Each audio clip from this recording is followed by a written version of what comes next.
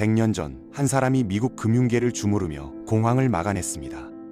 그로부터 한 세기가 지난 지금 똑같은 이름을 가진 은행이 또다시 위기의 순간마다 등장해 시스템을 구해내고 있죠. 우연일까요? 아니면 계획된 수순일까요? 월스트리트에서 가장 강력한 은행 JP 모건 체이스의 이야기를 해보겠습니다. 1945년 맨해튼 프로젝트가 성공하며 세계는 새로운 국면을 맞이합니다. 원자폭탄이 히로시마와 나가사키를 초토화시키고 25만 명의 목숨을 앗아가며 전쟁은 끝났죠. 하지만 전쟁이 끝난다고 모든 게 끝나는 건 아니었습니다. 유럽은 폐허가 됐고 재건에는 엄청난 돈이 필요했거든요. 미국 정부는 130억 달러가 넘는 돈을 쏟아부어 마셜 플랜을 시작했습니다. 유럽 국가들을 다시 일으켜 세우겠다는 계획이었죠. 이건 단순한 원조가 아니었습니다. 미국 제품을 팔 새로운 시장을 만드는 전략이기도 했거든요. 은행들은 이 기회를 놓치지 않았습니다. 대출을 해주고 투자를 중개하고 무역 관계를 맺어주며 막대한 수익을 챙겼죠. 하지만 모든 은행이 이 호황을 누린 건 아니었습니다. JP모건은 오히려 고전하고 있었거든요. 2차 대전으로 자원이 크게 소진됐고 무엇보다 JP모건 주니어가 세상을 떠나면서 모건 가문 출신이 아닌 사람이 처음으로 은행을 이끌게 됐습니다. 글래스 스티걸법 때문에 투자은행 업무를 할 수 없었던 모건은 상업은행으로서 경쟁력이 떨어졌죠. 전국 순위로 보면 20위에서 30위 사이를 오갔습니다. 한때 월스트리트를 지배했던 은행으로서는 굴욕적인 위치였습니다.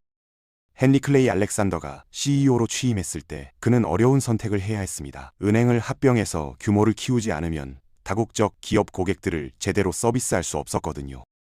문제는 모건 직원들 대부분이 합병을 반대했다는 겁니다. 작지만 가족 같은 분위기에서 일하는 게 좋았고 합병하면 모건의 품격이 떨어진다고 생각했죠. 그러던 중 알렉산더는 완벽한 파트너를 발견합니다. 개런티 트러스트는 미국에서 가장 크고 오래된 은행 중 하나였는데 국제금융에 특화되어 있었죠. 미국과 다른 나라 사이의 무역과 투자를 연결하는 게 주 업무였습니다. 그런데 1959년 무렵 이 은행이 심각한 재정난에 빠졌습니다.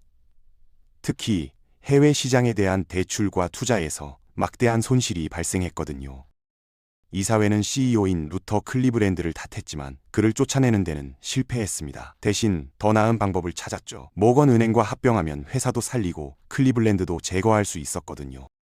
1959년 두 은행이 합쳐지며 모건 개런티 트러스트가 탄생했습니다. 40억 달러가 넘는 예금이 한순간에 몰려들었고 미국 100대 기업 중 97곳이 고객이 됐습니다. 알렉산더는 합병 회사의 CEO가 됐고 은행은 단숨에 전국 4위 상업은행으로 올라섰죠. 하지만 알렉산더에게 4위는 충분하지 않았습니다. 모건의 지배력을 되찾으려면 최고가 돼야 했거든요. 그는 새로운 시장을 개척하기 시작했습니다. 모건은 연방 자금 시장을 개척한 선구자가 됐죠. 은행들이 서로 돈을 빌려주고 빌리면서 준비금 요건을 맞추고 일일 현금 흐름을 관리하는 시장입니다. 1960년대 시장 호황을 타고 은행 산업은 크게 성장했습니다. ATM과 신용카드가 발명됐고 은행들이 합병하면서 산업 전체가 진화했죠. 모건 개런티는 뱅크 오브 아메리카, 시티은행과 함께 3대 상업은행 자리를 지켰습니다. 그런데 1970년대 들어서면서 아무도 예상치 못한 위기가 찾아왔습니다. 1973년 욤 키푸르 전쟁이 터졌습니다. 아랍 석유 수출국들이 서방의 이스라엘 지원에 반발해 석유 수출을 금지했죠. 유가가 급등했고 주유소마다 긴 줄이 늘어섰으며 미국 경제는 큰 타격을 입었습니다. 사우디를 비롯한 아랍 국가들은 서방 은행들과의 거래를 끊기 시작했는데 딱 하나 예외가 있었습니다. 모건 은행이었죠. 모건은 1930년대부터 사우디와 우호적인 관계를 유지해왔습니다. 사우디는 모건을 명예롭고 원칙 있는 기관으로 봤거든요. 1973년 모건은 석유 달러 거래를 시작하며 막대한 수익을 올렸습니다. 다른 금융기관들이 석유 쇼크로 휘청거릴 때 말이죠. 중동 산유국들이 석유를 오직 달러로만 판매하기로 결정했고 이렇게 벌어들인 달러를 석유 달러라고 불렀습니다. 하지만 모건의 행운은 오래가지 않았습니다. 아이다호 출신 프랭크 처치 상원의원이 나타났거든요. 그는 이스라엘과 유대계 은행의 이익을 보호하려는 인물이었습니다. 석유 금수 조치 동안 주요 아랍 국가들이 대부분의 서방 은행, 특히 유대계 금융회사들과 관계를 끊었는데 모건만 사우디와 계속 거래했죠. 처치 의원은 이게 불공평하다고 생각했습니다.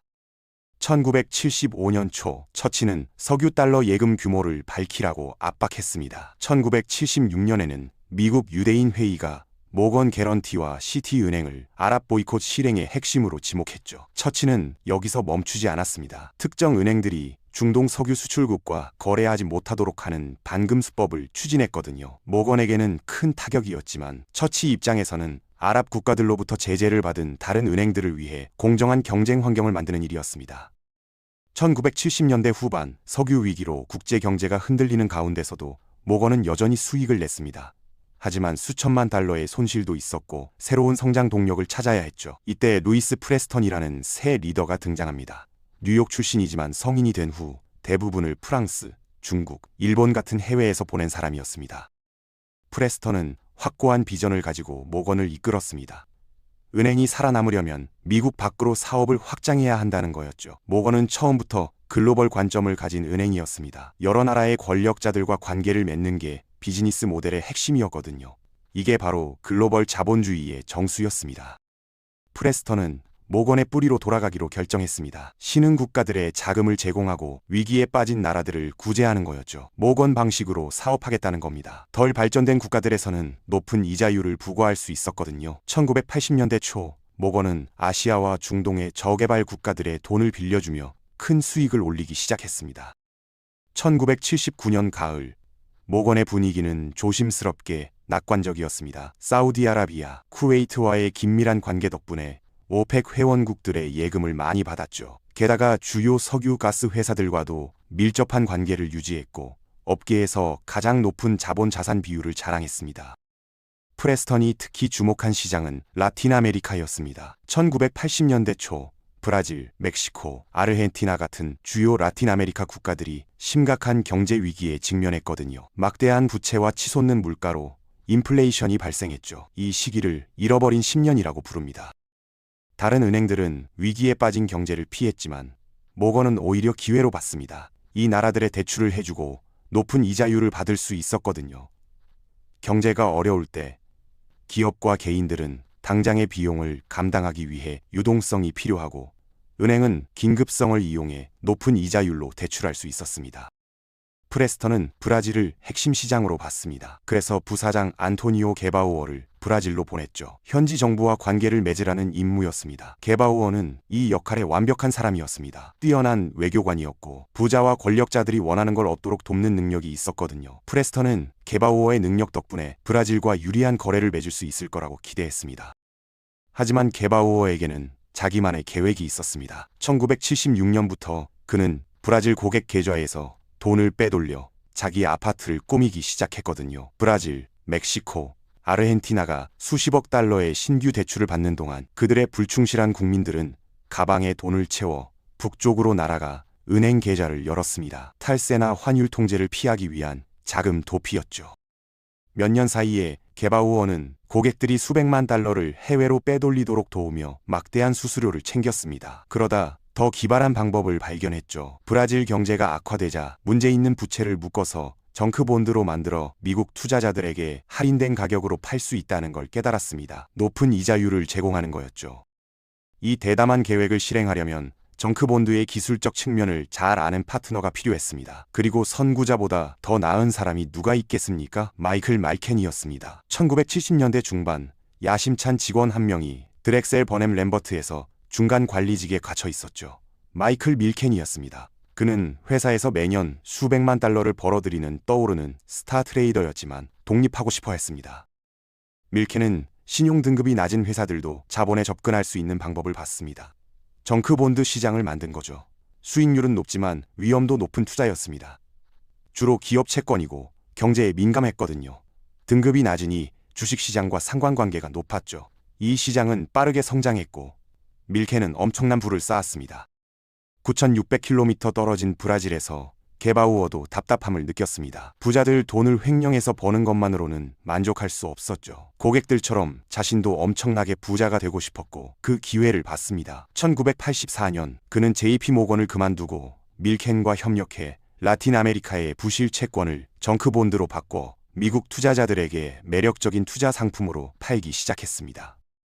게바우어의 도박은 성공했습니다. 몇 년 만에 정크본드 시장에서 수백만 달러를 벌었고 꿈꿔왔던 대로 부자가 됐죠. 하지만 꿈은 곧 악몽으로 변했습니다. 그를 부자로 만든 대담한 계획이 전 고용주인 모건 은행에 의해 폭로될 참이었거든요. 게바우어는 브라질 예금자들의 수백만 달러를 횡령한 혐의로 유죄를 인정했고 3년 반의 징역형을 선고받았습니다. 밀켄과의 정크본드 거래도 중단해야 했죠. 게바우어 사건은 모건 은행의 명성에 그림자를 드리웠지만 은행이 1980년대 호황장에서 큰 돈을 버는 걸 막지는 못했습니다. 레이건 붐으로 알려진 강력한 경제 성장이 있었거든요. 레이거노믹스는 감세, 규제 완화, 국방 지출을 통해 경제를 부양하는 정책으로 소비 지출, 투자, 일자리 창출을 촉진했습니다. 레이건의 규제 완화 덕분에 은행 산업이 번창했습니다. 기회를 포착한 모건은 트레이딩 업무를 늘렸고 이는 1980년대 내내 수익성 높은 사업이 됐죠. 모건 개런티는 시카고의 주요 은행을 구제하기도 했고 CEO 루 프레스턴은 은행을 월스트리트에서 가장 영향력 있고 수익성 높은 기관 중 하나로 유지하는 데 성공했습니다. 그는 1989년 은퇴하며 모건의 미래가 그 어느 때보다 밝을 거라고 믿었습니다. 프레스턴은 데니스 웨더스톤을 후계자로 지명했죠. 하지만 프레스턴이 몰랐던 건 그가 은퇴할 무렵 미국 부동산 시장이 무너지기 시작했다는 겁니다. 1990년대 초 미국은 심각한 부동산 붕괴를 겪었습니다. 가치가 급락하고 압류가 늘어나고 경기 침체가 왔죠. 1990년 1분기에 상업용 부동산 시장이 급락했고 나머지 기간 동안 매도세가 이어졌습니다. 부동산 붕괴로 모건은 리스크 관리 방식을 재고하게 됐습니다. 그때쯤 은행은 리스크 관리 기술 개발에 많은 투자를 시작했죠. 이 노력을 이끌기 위해 뛰어난 젊은 여성이 고용됐습니다. 블라이스 마스터스였죠. 곧 그녀와 팀은 신용부도스 왑이라는 새로운 금융 파생 상품을 개발했습니다. 마스터스는 신용부도스 왑이 은행의 리스크 관리를 더 효과적으로 만들어줄 거라고 믿었습니다. 결국 이 상품이 역사상 최악의 금융위기 중 하나를 일으키게 되지만요. 하지만 1990년대 동안 JP 모건은 리스크 회피 접근법을 유지했고 다른 은행들은 빠르게 확장하기 시작했습니다. 한 세기 동안 상업은행과 투자은행, 보험사의 합병을 막았던 글래스, 스티걸법이 폐지됐습니다. 로비 활동 덕분이었죠. 은행들이 투자은행, 보험사와 합병할 수 있게 됐고 메가뱅크 시대가 열렸습니다. 왜 거대 은행이 생겨났을까요? 은행들이 독점 권력을 좋아하고 로비 권력을 좋아하고 너무 커지면 구제받을 거라는 걸 알기 때문이죠. 산업이 급격한 통합을 겪으면서 JP 모건도 똑같이 해야 했습니다.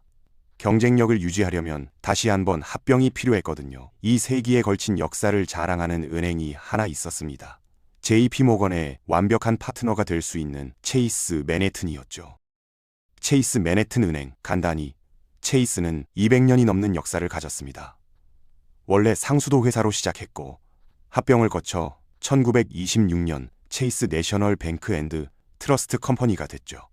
1955년에는 체이스 맨해튼 은행이라는 이름을 받아들였습니다. 모건이 도매 금융에서 탁월했다면 체이스는 소매 금융 분야를 지배했습니다. 2000년 체이스의 수장은 빌 해리슨이었습니다. 겸손함과 근면을 상징하는 리더였죠. 하지만 메가뱅크 시대에 체이스가 번창하려면 규모를 확장해야 했고 유일한 방법은 다른 은행과 합병하는 거였습니다. 체이스 맨해튼이 약 360억 달러 규모로 JP 모건을 인수하기로 합의했습니다. 미국에서 가장 오래되고 권위 있는 두 금융회사의 결합이었죠. 합병된 회사는 즉시 세계에서 가장 큰 상업은행 중 하나가 됐습니다. 윌리엄 해리슨이 새 은행의 CEO로 임명됐죠. 그는 두 은행을 하나의 일관된 조직으로 통합하는 불가능한 과제를 맡았습니다. 성공하려면 과도하게 지불하지 말아야 하고 전략적 이유가 있어야 하고 통합 방법을 알아야 했죠. 하지만 해리슨이 몰랐던 건 가장 예상치 못한 곳에서 폭풍이 일고 있다는 겁니다. 2000년대 초 앨론은 기업 성공의 상징이었습니다. 엄청난 부를 약속했죠. 하지만 인상적인 외관 아래에는 복잡한 속임수의 미로가 있었습니다. 경영진은 재무 기록을 조작해 이익의 신기록을 만들었고 직원들은 이 환상에 속아 투자금을 잃었죠. 내부 고발자들이 사기를 폭로하며 회사는 결국 무너졌습니다. 기업 사기 역사상 최대 사건에서 유죄 판결이 났습니다. 사기와 공모 혐의 38건이었죠. 앨런 스캔들은 JP모건의 명성을 실추시켰고 은행은 수억 달러의 벌금을 내야 했습니다. 해리슨이 은퇴 나이에 가까워지자 이사회는 후임자를 열심히 찾기 시작했습니다. 회사를 새로운 방향으로 이끌 능력이 있는 사람, 해리슨에게 부족한 냉혹함을 가진 사람 말이죠. 1997년 떠오르는 인물 제이미 다이먼이 바닥으로 추락합니다. 멘토에게 배신당한 거였죠. 샌디 와일과 함께 일하며 수년간 제이미 다이먼은 일련의 거래를 통해 세계 최대 은행 시티그룹을 만드는 데 기여했습니다. 다이먼은 와일의 뒤를 이어 시티그룹 CEO가 될 후계자로 여겨졌죠. 월스트리트 정상으로의 상승이 확실해 보였을 때 다이먼은 예상치 못하게 와일에게 해고당했습니다. 세계 최대 금융서비스 회사인 시티그룹의 사장 제임스 다이먼이 회사를 떠나겠다고 발표했습니다. 놀라운 움직임이었죠. 다이먼은 자신의 시간이 올 거라는 걸 알았습니다. 그는 시카고의 뱅크원 CEO로 고용됐는데 이 회사는 파산 직전이었죠. 하지만 무자비한 비용 절감을 통해 다이먼은 단 2년 만에 은행을 붕괴 직전에서 수억 달러 이익을 내는 상태로 돌려놨습니다. 오랜만에 처음으로 말이죠. 뱅크원에서의 다이먼의 성공은 JP모건 체이스의 주목을 끌었습니다. 이사회가 보기에 다이먼은 그들이 필요로 하는 정확한 유형의 리더였죠. 제이미 다이먼을 고용하기 위해 뱅크원을 인수하기로 했습니다. JP모건 체이스가 약 580억 달러 규모로 뱅크원을 인수하기로 합의했다고 두 회사가 발표했습니다. 세계 글로벌 금융 거인들 사이에 경쟁 지형을 재편할 거래였죠. JP모건 체이스가 뱅크원을 인수한 지 1년 후 제이미 다이먼이 해리슨의 뒤를 이어 미국 2위 은행의 CEO가 됐습니다. 다이먼에게 JP모건 체이스가 1위가 되는 건 시간 문제였죠. 2004년 자기 은행과 금융산업의 데이터를 검토했을 때 그는 우려스러운 정보를 발견했습니다. 당시 월스트리트 전체가 서브프라임 모기지 대출에 미쳐 있었습니다. 예를 들어 골드만삭스는 모기지 증권 발행으로 매년 수억 달러를 벌었고 모건 스탠리도 서브프라임 대출로 제기하고 있었죠. 하지만 다이먼은 모기지 자산에 예견되지 않은 리스크가 내재돼 있다고 믿었고 은행의 미래를 보호하기 위해 반대 방향으로 가려 했습니다. 단 2년 만에 다이먼이 옳았다는 게 증명됐습니다. 세계가 최근 역사상 최악의 금융위기에 빠졌거든요. 수백만 미국 주택 소유자들에게 큰 문제가 생겼습니다. 둔화되는 주택시장이 일부 모기지를 시한폭탄으로 만들었죠. 월스트리트 은행들이 영업을 계속할 만큼 돈이 충분하지 않을 수도 있었습니다. 처음 무너진 월스트리트 은행 중 하나는 베어스턴스였습니다. 은행 파산의 연쇄 반응을 막으려면 정부는 베어스턴스를 인수할 만큼 건강한 은행을 찾아야 했고 제이미 다이먼에게 도움을 요청했죠. 불타는 집을 사는 것 같았습니다. 우리는 시스템을 구했다고 생각했거든요. 그게 도미노가 돼서 전체 시스템을 무너뜨렸을 거라고 봤죠. JP모건이 강했기 때문에 할 수 있었습니다. 베어스턴스를 구하는 것만으로는 금융 시스템의 악화를 막기에 충분하지 않았습니다. 곧 JP모건 체이스는 또 다른 금융기관을 구하라는 요청을 받았죠. 워싱턴 뮤추얼이었습니다. 놀라운 일입니다. JP 피어폰트 모건이 1907년 공황 때 금융산업을 구제했던 것처럼 100년이 넘은 후 제이미 다이먼도 정부로부터 산업을 구하라는 요청을 받았거든요. 위기가 있을 때마다 JP모건은 항상 더 크고 강하게 등장했습니다. 2008년 금융위기 이후 JP모건 체이스는 다시 한번 미국 최대 상업은행이 됐고 제이미 다이먼은 이제 월스트리트의 확실한 왕이 됐죠. 하지만 모든 권력자가 그렇듯 그들은 표적이 됩니다. 몇 년 후 제이미 다이먼은 지금까지 가장 큰 도전에 직면하게 됩니다. 상원 패널이 JP모건의 지난해 60억 달러 거래 손실에 대한 신랄한 보고서를 발표했습니다. 은행 경영진이 증가하는 리스크를 무시하고 투자자와 연방 규제 당국으로부터 손실을 숨겼다고 했죠. 2012년 JP모건 트레이더 브루노 익실이 은행의 최고 투자 사무소를 대신해 거대한 파생 상품 포지션을 축적했습니다. 수익을 노린 거였죠. 하지만 포지션이 잘못되며 60억 달러가 넘는 엄청난 손실이 발생했습니다.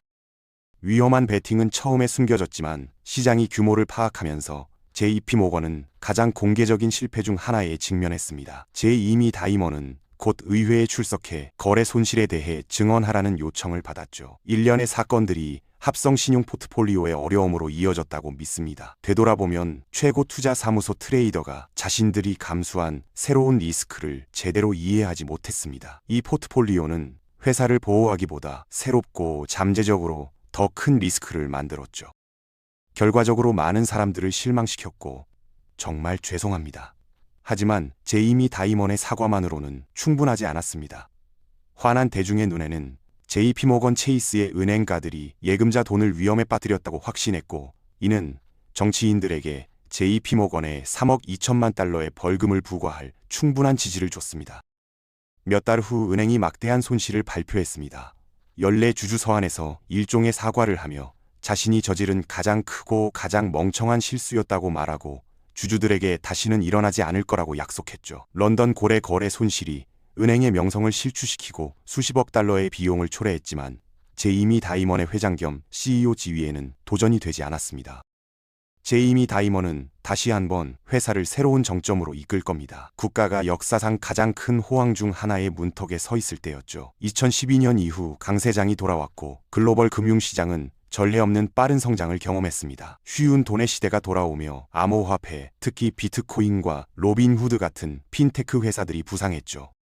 낮은 금리와 시장 참여의 혜택을 받아 JP모건 체이스는 2010년 이후 자산을 2조 달러에서 4조 달러로 늘렸습니다. 시장의 열광 속에서 제이미 다이먼은 신중한 접근을 유지했죠. 저는 비트코인에 관심이 없습니다. 아무것도 몰라요.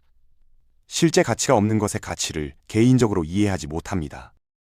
여러분 모두 원하는 걸 하셔도 되고 상관없습니다. 화랑장 아래에서 위기가 형태를 갖추기 시작했습니다. 10년간의 돈 찍어내기 후 미국 경제는 위험한 수준의 인플레이션과 씨름하게 됐거든요. 5월 수치는 이번 사이클의 역대 최고치와 일치합니다. 인플레이션과 싸우면서 연방준비제도는 금리를 올려야 했고 경제에서 이용 가능한 돈의 양을 줄였죠.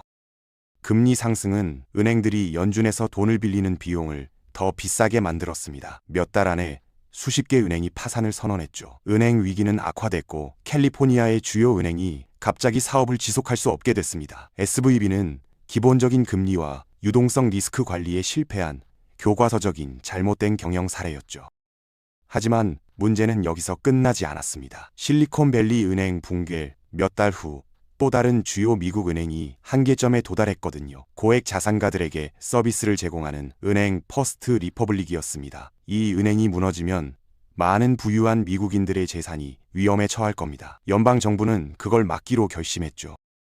규제 당국은 퍼스트 리퍼블릭을 인수할 다른 은행을 찾기 시작했습니다. 충격을 흡수할 만큼 충분한 자본을 가진 은행이요. 연방정부가 보기에 그런 일을 할 수 있는 은행은 단 하나뿐이었습니다. 주택위기 이후 20년도 안 돼 JP모건 체이스가 다시 한번 은행 부문을 구제하라는 요청을 받았거든요.